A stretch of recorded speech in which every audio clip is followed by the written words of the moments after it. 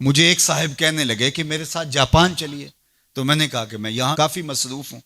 तो उन्होंने मुझे कहा कि आप ज़रा चल के देखिए तो सही, आपको 29 साल हो गए हैं तबलीग करते हुए, समझाते हुए, और 40 बरस आपके वालिद गिरामी को भी हो गए, और फिर उसके बाद आगे भी आपके मशाइख, और इसी तरह आप अब मुबल्लिगीन तैयार कर रहे हैं।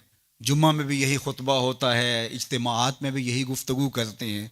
तो आप जो तबलीग कर रहे हैं और लोगों को ये बता रहे हैं, ये कोई मेरा फ़लसफ़ा नहीं है तो मैं आपको जिसका पाबंद बनाना चाहता हूँ, ये तुम्हारे रसूल की सुन्नत है।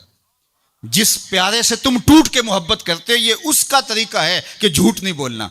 कहा समझा समझा के 29 साल जिस कौम को हो गए हैं, आप जापान में देखिए वो कर रहे हैं, और नई अकदार को दरियाफ्त करने के लिए आगे बढ़ रहे हैं। ये तो कर चुके हैं, वो किसी से दगा नहीं करते, झूठ नहीं बोलते, किसी से फराड नहीं करते। उनको किसी मजहब ने नहीं ये बताया, उनकी माँ की गोद से तरबियत मिली कि झूठ नहीं बोलना। उसकी माँ की गोद से तरबियत मिली किसी से धोखा नहीं करना, किसी से फराड नहीं करना। क्या हमारी माएँ जो हुजूर पर दरूद पढ़ना सिखाती हैं, ये क्यों नहीं सिखाती हैं कि किसी से फराड नहीं करना है, किसी से धोखा नहीं करना है? हम क्या मिंबर मेहराब से सारी जिंदगी अब इसी मिशन पे लगे रहेंगे कि ये नहीं करना, और दुनिया को तस्खीर करने का ख्वाब शर्मिंदा ताबीर रह जाएगा?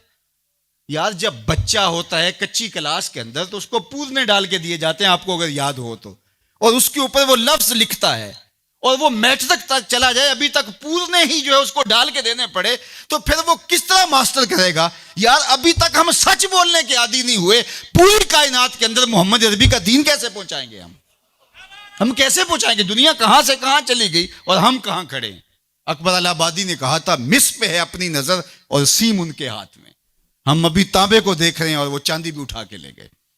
अब वो कायनात को तस्सीर करने जा रहे हैं, और हमारा भी ये मरहला तय नहीं हुआ कि हम साए को तंग नहीं करना चाहिए, हमारा ये मरहला तय नहीं हुआ कि किसी को तकलीफ नहीं देनी चाहिए। इंसानी सोसाइटी, इंसानी मुआशरत के खदो खाल हैं वाजे, और इस्लाम ना भी हो तो कुफर के मुआशरों के अंदर भी ये पाया जा रहा है कि हम साए को तकलीफ नहीं देनी, किसी को दुख नहीं देना, फराड नहीं करना, झूठ नहीं बोलना, 2 नंबर चीज़ नहीं बेचनी।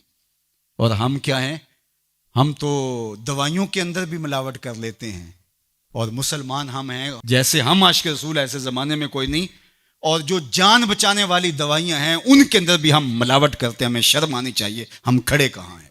दिल मुसलमान है तेरा ना मेरा, तू भी नमाजी मैं भी नमाजी, पढ़े जाए नमाजें, ये टकरे हैं और कुछ नहीं है। हमारा दीन हमको एक ऐसी पाकीज़ा जिंदगी गुजारने की तलकीन करता है। यार, हमारे सामने हुजूर का नक्शा हो, हमारे सामने हुजूर की तालीमात हो, इतना नूर बरस रहा हो उनकी सीरत के अनवार का, और फिर भी हम अपनी जिंदगी जो है वो दुरुस्ती ना कर पाएं, तो फिर क्या सारी जिंदगी हम यही काम करते रहेंगे? सारी जिंदगी यही कहते रहेंगे कि झूठ नहीं बोलना, झूठ नहीं बोलना, कहते रहेंगे हम, इससे इनकार नहीं है। लेकिन कायनात को तस्खीर कैसे करेंगे जब इस मरहले से नहीं निकलेंगे? तो मेरी आरज़ू ये है कि देखो, मैंने अपनी कब्र में जाना है, आपने अपनी लहद में उतरना है। मैं और आप अपने आप को ये मत समझिए कि वो संवरेगा तो मुआशरा ठीक होगा। मुआशरा ठीक हो ना हो, मुझे ठीक होना है।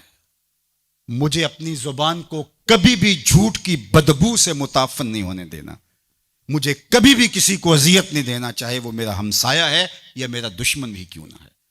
मुझे किसी के लिए गलत नहीं सोचना है, और किसी को नुकसान पहुंचाने की मंसूबाबंदी की दूर की बात है, वसवसा भी आए किसी को नुकसान पहुंचाने का तो उसकी भी नफी करनी है, क्योंकि मैं उस आका का गुलाम हूं जो रहमतुल लिल आलमीन है। तो उस आका के लाए हुए निज़ाम शरीयत को नाफिज करने के लिए हमें अमली कदम उठाना पड़ेगा।